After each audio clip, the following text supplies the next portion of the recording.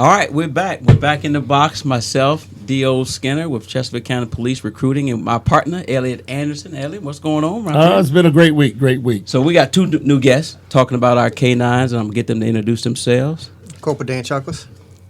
Corporal Jeff Godsey. All right, so where we're at today, we're going to talk about what it takes to become a canine expert, trainer, and a handler of our dogs in Chesterfield County. And just give us a little brief of who you are, how long you've been with the department, and what does it take to become a trainer for it?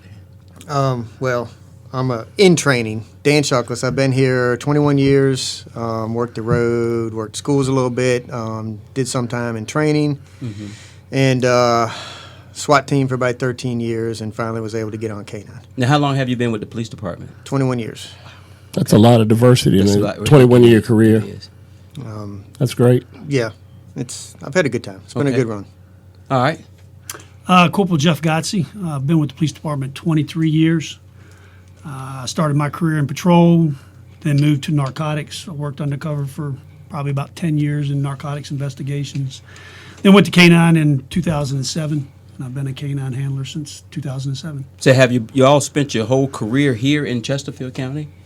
Well, did you have military experience before you came here? What was your prior career? 4 years in the Marine Corps before this. Okay. And then, I worked some other jobs building cabinets and in a machine shop before I went into the Marine Corps. Okay. So again, most of our officers are way around it. I mean, they start another career and then they come back into come into law enforcement, which is really good. Yeah, I started law enforcement a little later. I was 31 when I started with Chesterfield because took a while to figure out what I wanted to do. Mm-hmm. Good. That's a good message for our kids out there today.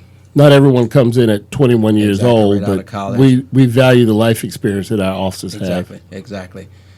Jeff, did you? I'm prior retired Marine Corps, so I did the same thing. I started my career at a later age, so it helped me mature as a person here to come here and do this job. Okay, yes, so absolutely.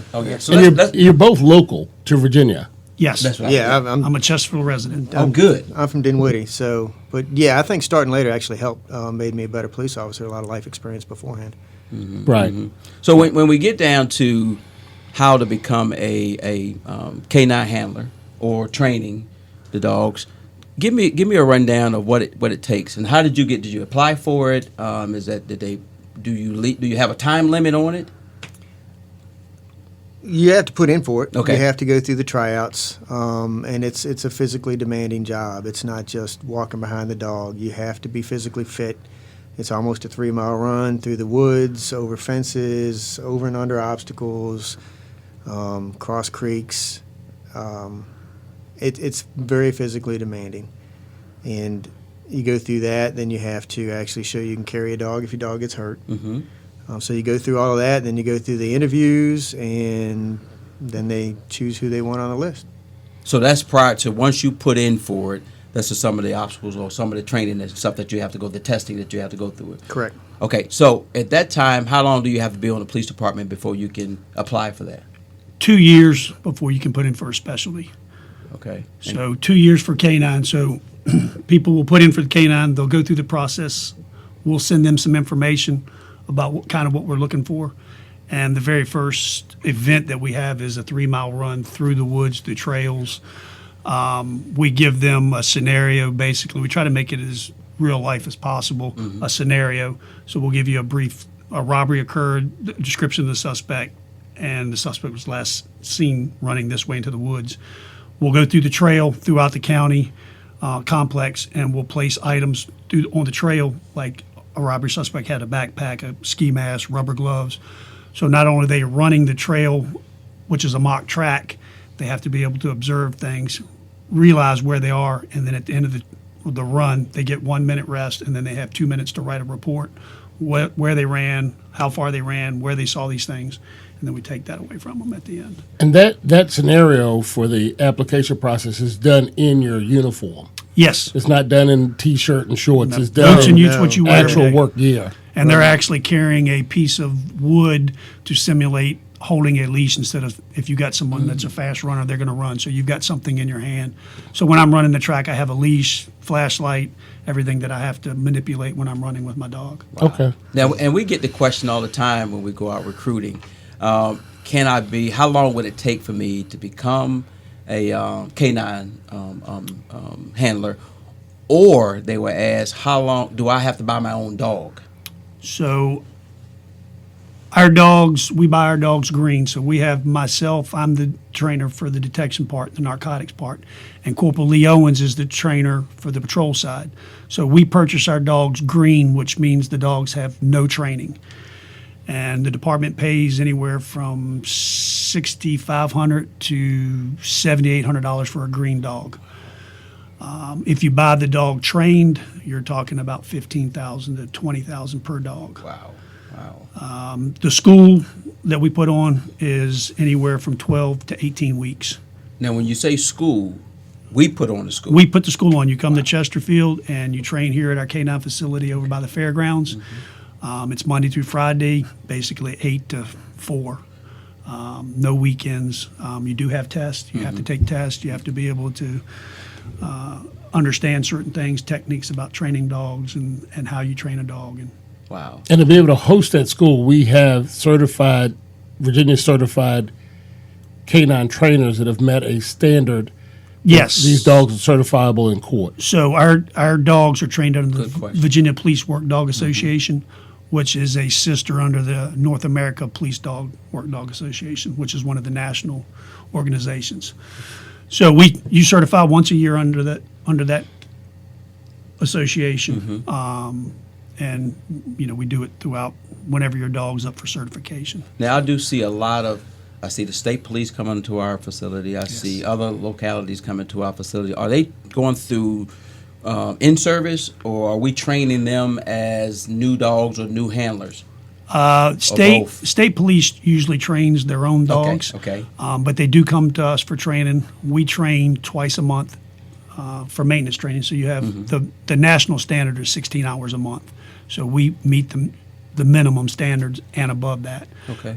So not only do we have 2 organized days of training with the trainers, when we're working, we're also training. So I will call Dan, or I could call you and say, hey, Daryl, can you lay me a track? I'll give you, hey, act like you robbed this locality. You know I would like that. Yeah. You know I would do we that. still need to do a race with our dog, because you're fast. So we're going to have a race one of these days. You can probably beat the bloodhound.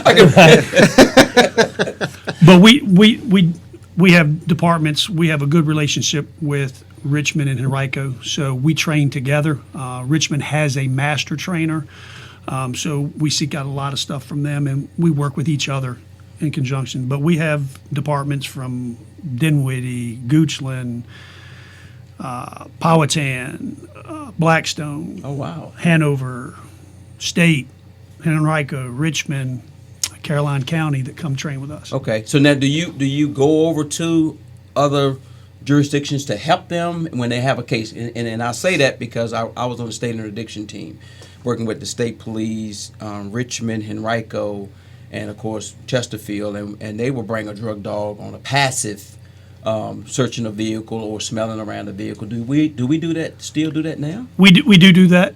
We still work with the DEA, the state task Okay. force, and all that. So we still, and the one unique thing that us, Richmond and Henrico, have on our drug dog side, we have which is called a Courier Dog, Okay. which means I can run people, screen people.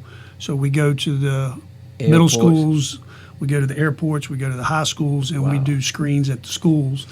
Most of the country doesn't do that. Wow. So we have that luxury. We're only 3 departments in the state that do that. Wow, that's So we go all over the state. We'll go out to other jurisdictions, and they'll call to help us to get them to assist with running a school. Now, Jeff, I know you said you have a narcotics dog, and you mentioned a patrol dog, but I know a new additions to our department are our bloodhounds. Yes. Can you speak a little bit about the bloodhound? And Corporal Shuklis, I know that you are one of our new bloodhound handlers. Yeah, technically not a handler. We're still in training with the dogs. It's going to be a great tool. It's amazing the things they can get a scent off of, and you start out with them. I got Rudy. He was 9 weeks old, and we started training him at 9 weeks old. And having a puppy is like having a baby again.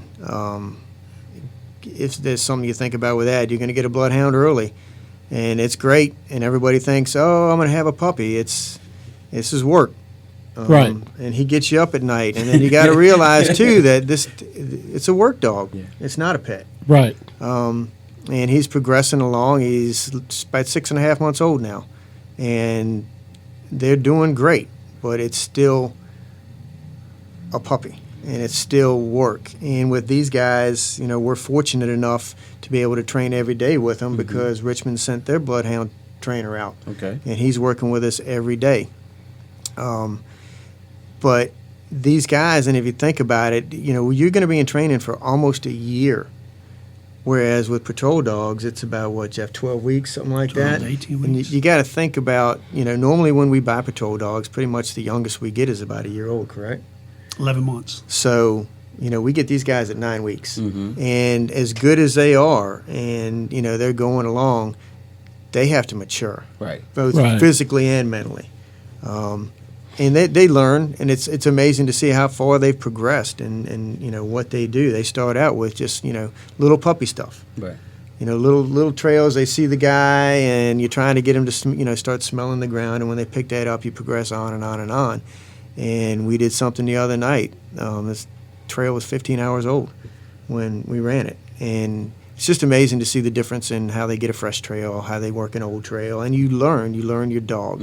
It's not just, the dog smells something and they take you right to the person. That doesn't happen. Right. So you have to learn your dog, and when he's on scent, when he's off scent, when he's going after, an animal scent. And that's, you just picked it up in training. And So this dog will be not only used for what we see on television, for criminals leaving crime scenes, but I assume we will also use it for lost elderly people, some of our special victims, or people with special needs who may get lost, or children. Correct. It can be utilized for that as well, right? Oh yeah, he'll do it all. I mean, that's the good thing with these guys is, they're lovable, they're friendly, they want to find people, they love people. So we can use them on all that stuff. But they still, if there's a bad guy out there, Right. then he's going after him. Right. You just have to be a little more careful toward the end of it, and pick up on his proximity alerts, and don't let the dog get too close to him. Well, I know, unlike my job, where I go home today at 5 o'clock, it sounds like your jobs are 24 hours a day. When I go home, HR stuff stops unless I get a call. I have to make some contact with some of our potential applicants after hours. But your dogs get sick 24 hours a day. They need to be fed. They need to be taken care of. How do you deal with that with your families? I assume you would have to have a supportive family. Yeah, your family has to be supportive, and I'm, lucky, I guess, to the fact that all my kids are grown, so I don't have to worry about that. But if you have small children and you have child care issues or whatever, it's something to think about, because this is something that is a living creature. You have to deal with it all the time. You have to keep the kennel clean. You have to make sure they're exercised. They got food. They got water, and you're on call. Right. So you could be laying in the bed, and the phone goes off, and you got to go to work. But I So look at it it's as a commitment. as like a family. That's a family member. Oh, absolutely. Not only part of the police department, and I say that's my partner, but this is a family member as well. And I don't know how they interact with your kids. If you had kids at home, are you allowed to let the kids, play with the dog or be around the dog, or do we keep that separate as we do with our weapons and other things, or partners and all? Well, speaking for Rudy, he's a bloodhound. He's lovable. He's sweet. Okay. But if he lays around in the house and lays on the couch, and he's gonna be worthless. Okay, at work. I'm not gonna be effective at You all. have Okay. to. We have to keep distance from them to make them want to come to work. Okay. Because I know with Rudy, if I spend a lot of time with him, coming to work isn't that big of a deal. It's not that rewarding to him. But Okay. if I keep him in the kennel and make sure he's got food, water, kennel's clean, and all that, but just leave it at that. The next day when he comes to work, he's happy. He wants to come to work. He gets to play with Dad, and we get to ride around, and he has fun. So you have to keep that balance, because it's great to love your dog and play with him and have all this fun with him at home, but you got to have that dog to when he comes to Right. work, he wants to work and wants to go and wants to find somebody, because that's ultimately his job, and we need to keep him that good for Right. the community, because I don't once we get certified and Rudy's out there on the street and he doesn't feel like working, if somebody's little kid's lost, that's my fault if he doesn't want to work. Exactly. So you got to keep it, and it's hard. And Jeff can speak for the drug and patrol side of it. Totally different animal. Right. Well, I was on my second dog now, so my kids got to play with my first dog a little bit. Okay. But like you said, Daryl, with the equipment, this dog is a piece of equipment. Mm-hmm. It's the department gives it to us, so you have to have that fine line of playing with the dog and then letting the dog know when Dad comes to get you, it's time to go to work. Mm-hmm. So my first dog, he's getting ready to turn 13 in February. He still gets excited when he hears me pulling the driveway, sees the car. He still wants to run to the car. So these dogs are high drive. These dogs don't understand that this is work and play. Mm-hmm. These dogs, that's why when we train our dogs, we make it fun for the dog. So the dog doesn't understand he's looking for the bad guy. He thinks it's just fun. I'm looking for Daryl. I'm gonna go, when I find Daryl, I get to play with Daryl. Or if he's looking for some type of odor detection, explosives or narcotics, they think if I find this, then I get to play with my dad. So we make it fun so the dog, good. it's a fun thing. So that's the other thing. A lot of guys come out for training. You have to be very outgoing to be a good canine handler, in my opinion, because your dog feeds off. We get paid by money. This dog gets paid by me playing with him and showing him some love. So Okay. if you don't have a lot of oomph in the dog's not going to respond to you. So, Sure. Now, Jeff, I know you said this is your second dog, yes. and I assume you still have your first dog at your home. Yes. How does that work? Does the department just give you the dog, or do you have to purchase the dog from the department? So the dog, when the dog retires, he's a piece of equipment. So by state regulations, he has to be bought, and it's for $1. So we've been ceremoniously, the chief of police for Chesterfield has been paying the $1. Awesome. That's Yes, great. yes. And for us, and we have a little ceremony. Once the dog retires, it then becomes our property. So everything, when the dog is working for the police department, they take care of everything: food, health bills, dental bills, everything for the dog is taken care of. When the dog retires, it now Becomes becomes your responsibility. my responsibility. And all the handlers know that, so we do that. Yep. But that's a big thing when the dog does retire. But they live with us. When the dogs are with the police department, they live in a kennel at our house. Right. They don't come inside. They're not, and some people don't understand that. But the dog has to acclimate to the outside: cold weather, cool weather, warm weather. If he's always in the air conditioning, like Dan was saying, the dog's not want to go out in 100-degree heat and try to track somebody. He's Right. not going to do that. So they've got to be able to have that tolerance to work through the heat Plus, and cold. it's hard on them too. If they leave a 68-degree car Right. to go run a track and it's 100 degrees out, that's hard on the dog. So I know with the bloodhounds, we don't normally run the AC in the heat. We might run it a little bit, Sure. but we keep the fan going back there just to keep the dog acclimated. Right. And when it's cold out, like you're cold. And just like the patrol cars, we provide cars for you all for the dogs as well, to take home vehicles and all that with the same package that we have, maybe a SUV that you might be using, but we do provide that for you all. Yes. Yes. And we provide the kennel. Yes. Yes. Yep, the pad and the kennel. Now I want to get into for a moment is I like excitement. I like to know what some good things that has happened, either a case or you were like, man, my dog was part of that. My partner was part of this, solving a case or doing something small or something short to give the audience of what success is, what is all about. And I love stuff like that. Well, I'm out. Well, Dan, even with your dog being so new, I noted on our social media there have been numerous posts about our two new bloodhounds that seem to attract the most attention on social media and the most positive comments from the public right now. Anytime we post anything about our unit, it's all it about generates the it. bloodhounds. Like I said before, nobody speaks to me anymore. If they see me with Rudy, they talk to Rudy. Right. It's fun. I enjoy it, but it's work. It's Right. a lot of work and a lot of responsibility. We have a 13-man unit. So with the two bloodhounds, we have a wide variety. We have an explosive dog. Oh wow. We have 3 courier passive drug dogs. We have 2 dual-purpose patrol and drug. We have 4 patrol dogs, which do patrol work for searching for suspects, lost people, building searches, recovery of evidence. A firearm maybe was used in the commission of a crime. The dogs can locate that. So we have a wide variety, but Daryl, when you were talking about like successes without giving things about cases, but our dogs have helped solve homicides where they found evidence. They've actually located clothing articles from robberies or homicides.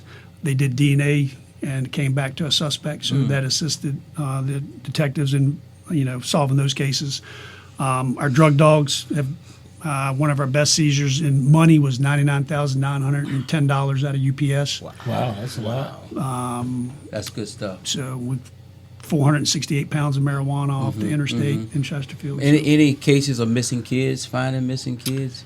There was probably maybe 4 or 5 months ago, we had a autistic boy from Amelia that was lost, and our canines went out there and we located him. He'd been gone all night walking through the woods, and we located him fine. He was a little dehydrated, but we located him it was almost 24 hours he was missing. Wow, excellent. So we assisted And see, him. that's the good stuff that people don't hear about. You see the police officers doing whatever they're doing, but there's so many success stories on all units throughout our police department. But hearing it from you guys is awesome for us. Anything you want to leave our audience? Just, a lot of people think we just ride around with dogs all day, and we do to an extent, but we're also police officers, so we have to do other things as well. As a normal police officer does. We just assist a lot of the patrol units with calls. Okay. So. We do get a lot of support from the public in policing overall, but one of the things unique to our department is our Chesterfield County Police Canine Association. It's a nonprofit that supports our canine unit. Can you tell us how they support the unit?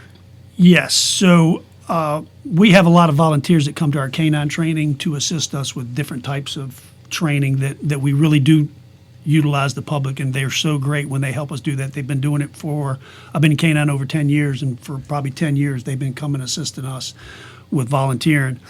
But they came to us saying, we want to be able to help you guys because the department purchased certain things, but we all know there's things that we need more. Training areas, being able to utilize not the same people. If I always use you, Elliott, or you, Daryl, the dogs eventually, I know him. Sure. So we get other people, young kids, older kids, elderly people. So they'll come out and assist us with training, but also with equipment that the department won't purchase, things that help us do our job. So businesses and communities got together and said, we want to start this association. So initially it started to help the retired dogs, help handlers with the cost. Now it's progressed into them purchasing equipment. We've had businesses donate their time, their effort, equipment to us, just to our association, so we wouldn't have to purchase it. So, and they actually have a website, which is k9pd.org. Okay. In case any of our listeners are interested in learning more about our canine unit and supporting that. Man, that's awesome. You want to close us out? I know we've been talking about how we want to close things Well, out a little I differently appreciate now. these guys coming. Do you have anything else you'd like to add for the public or anything? no, just want to say thanks to everyone in the community for assisting the police department and our canine unit. We really need you guys' help to get the job done. And that's one Absolutely. thing we do love about our police department is our community is very supportive Right. of what we're doing. And Coach I wouldn't call him my football coach. Colonel Cass is definitely out there and sharing the message, especially on the social media about what things we're doing in the police department, and it's actually awesome. And thank you guys. I'd like to remind our listeners that if they're interested in employment with the Chesterfield Police Department, simply go to chesterfieldpd.com to apply, and we will get you on track to be our officer. And within 2 years, you can start considering K9 and other specialized units in our department. We're moving forward. Thank you, guys. We appreciate you. Thank you. Thank you, guys. Thank you for listening to the Chesterfield County Police Department podcast. This episode was written by Daryl Skinner, sound engineer Chris Rizzuti. We are the Chesterfield County Police Department representing Chesterfield County, Virginia. Check us out online at chesterfieldpd.com.